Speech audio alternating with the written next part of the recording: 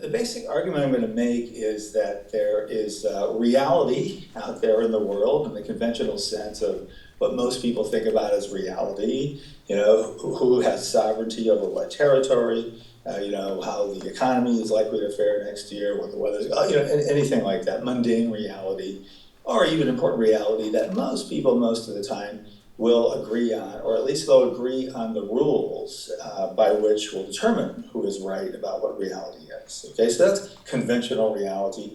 Of course, not everyone shares in it all the time, but you know, it tends to function and work pretty well.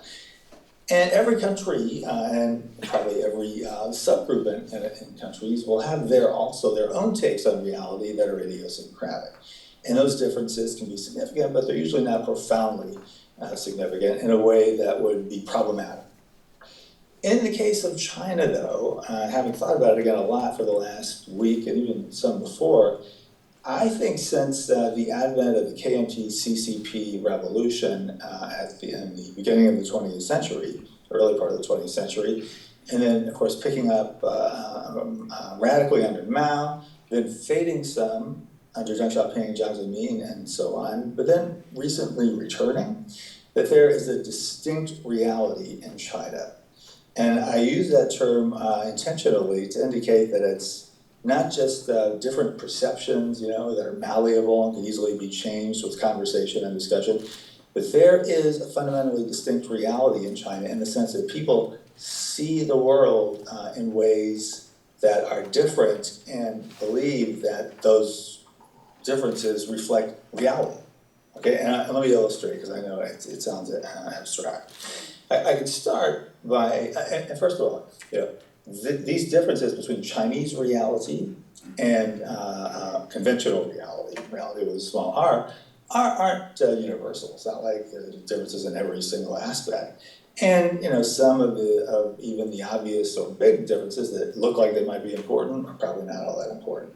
They're not necessarily conflict producing, they're not all bad, sometimes they can be kind of interesting and fun, but the problem is, when your society has a completely different, in fundamental ways, vision or view of what reality is, what it contains, what's true, what's false, what's incontestable, a fact, what is negotiable, and so on, you run the risk, and especially when, as in China, probably the sort of bedrock principle of this different reality is our reality is the correct reality, and we're destined to succeed in pursuing the dreams, the ambitions of our reality, which actually the fourth minister of China just said 2 weeks or so ago. He said, there's no force or country in the world that can stop China's rise.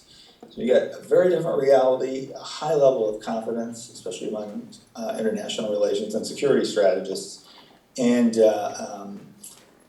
other factors like that. There's this risk that you'll start miscalculating, overestimating your strengths, overestimating the willingness of other people to accept your version of reality, and underestimating the dangers of taking particular courses of action because you come to believe in your own reality to the exclusion of the reality that most other people are believing in. Okay, so that's what I'm going to be building up. So let me give you a few other examples first, just to illustrate that this isn't just a South China Sea issue. Actually, there are a lot of examples, I'm only going to give a few, of where we can make a case that Chinese reality differs from conventional reality. First of all, as we all know, I think the KMT still, and certainly the CCP still, know, and it's not just contend or say or assert, they know. They state China has 5,000 years of history. In fact, it doesn't. It has 3,000 years of history approximately, and a prehistory before that led up to the 3,000 years of history. It doesn't have 5,000 years of history. That's a fact. So we could talk about why this emerged as conventional wisdom and so on and so forth. We don't really need to do that at this point. We just need to know that this is a pretty big and important issue. How long is your history? And fundamentally, there's a 2,000-year difference. Okay, so that would be one.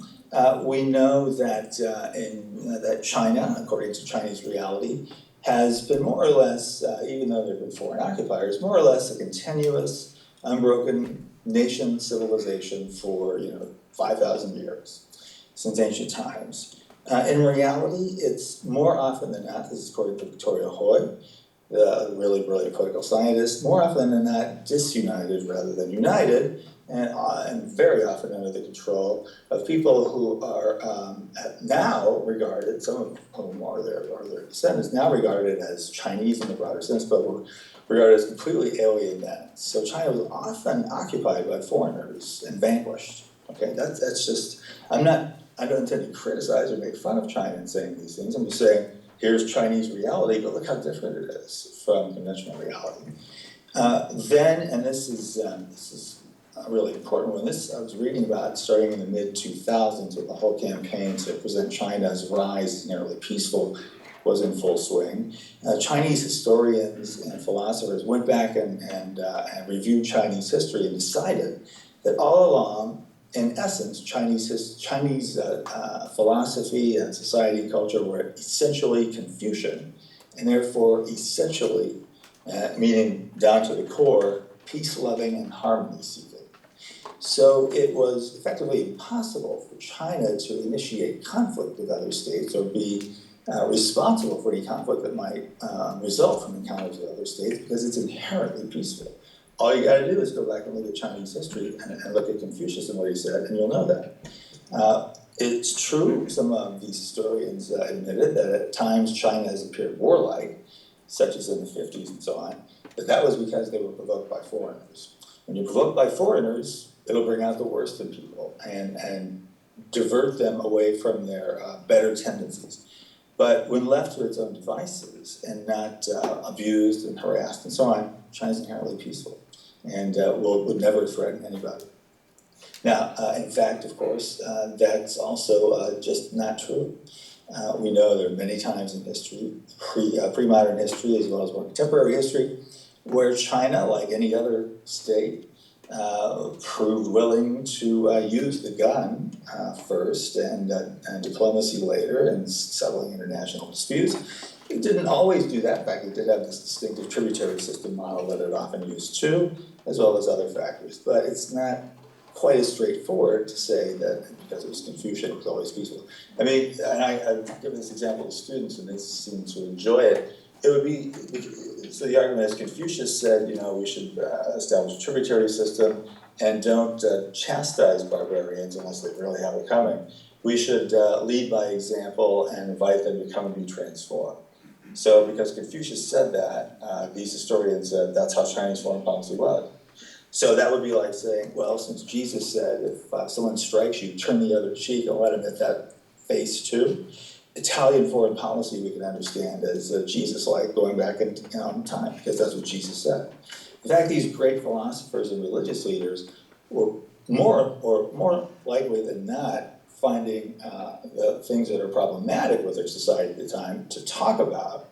They didn't have any real reason to talk about things that were going well, so they talked about the things that didn't work out, weren't going well, and stressed that they should be going well. You see my point. Okay, now, so we also talked about the economy, but you know a lot about that already. I think you get the idea that the economy, though, is really critical. I mean, it's just one point about that.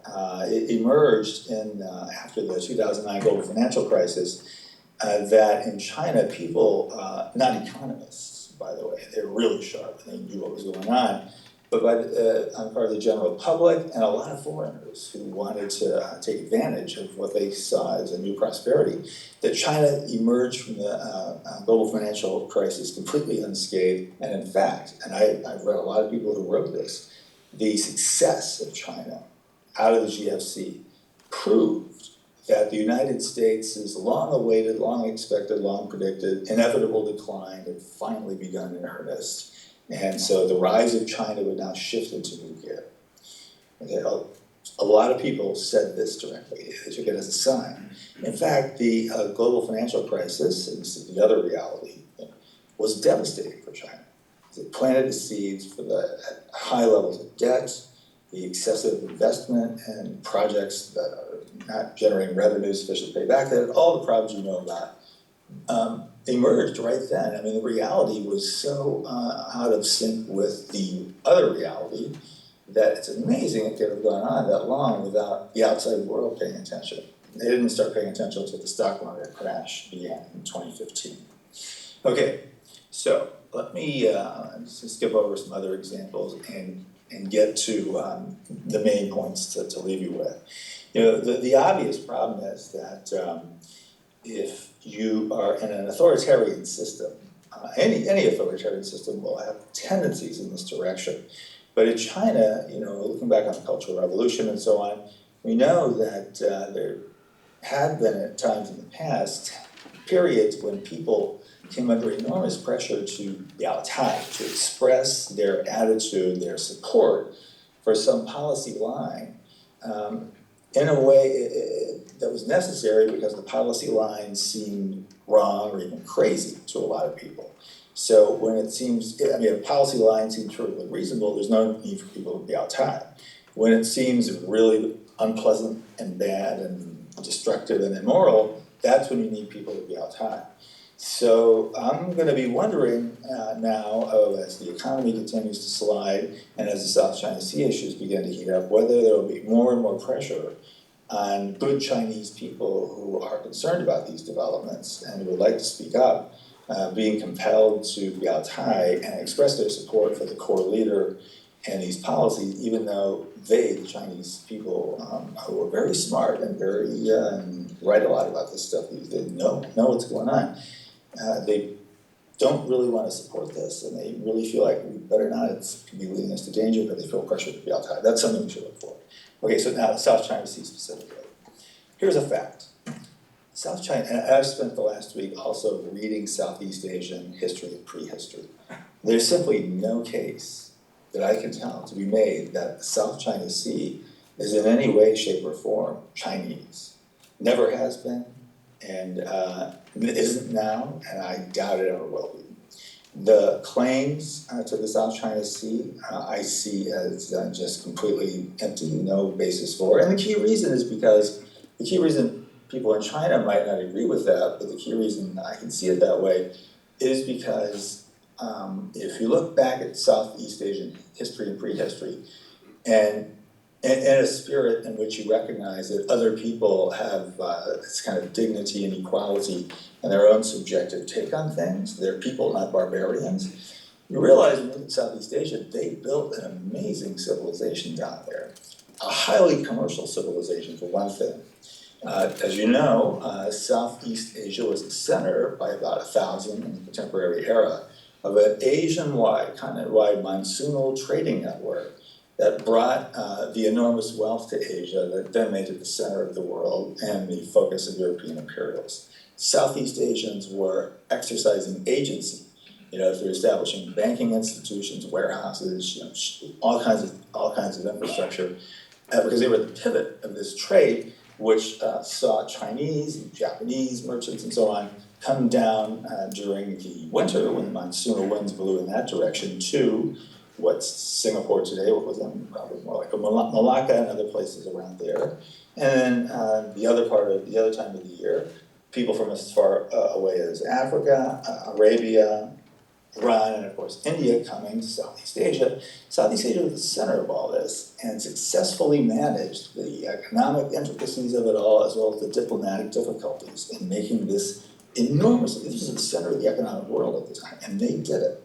Southeast Asians have a long and accomplished history of diplomacy and international commerce. When you look at the South China Sea in that period, and especially going back to prehistorical times, you realize Southeast Asians have been sailing across that South China Sea for millennia.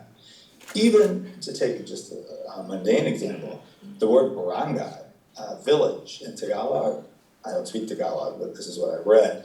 The word barangay, which means village, literally means boat, reflecting the fact that Filipinos arrived in what became the Philippines by boat, by sea. We know that the Cham Empire, ancestors of today's Vietnamese in southern Vietnam, established an empire that crossed over into Sumatra and therefore required complicated logistics to manage the maritime communication. the South China Sea emerges, especially later towards the year 1000 particular area, as a vast maritime marketplace with Indonesian spices, with rattan furniture, with jade, mined up from Burma, and also, yes, absolutely Chinese jade, porcelain, silver, and other products, calico prints and other products from India. Of course, China was a part of that. Chinese merchants were part of that. The state, more often than not in China, as you know, opposed that trade, which makes it kind of ironic the state claims that sea today. But the outsiders, the Chinese, the Indians, the Arabs, and so on, even understood themselves as being outsiders and sojourning down there, visiting down there to take part in this trade, but not being residents of the place. So reading that history, and maybe because my partner is Thai, I know that Thai people have their own take on things, and they're every bit as valid, their take on things, as are the positions of other Southeast Asians, as anybody else's. And it's not just the great powers who are in this world.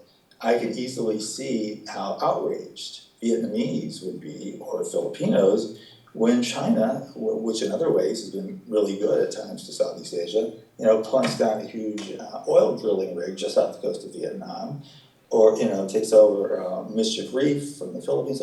That must seem outrageous, considering that for millennia, Southeast Asians have been using those waters. Even though none ever claimed them as sovereign territory, they used them. And so it's only natural they would see those waters as theirs.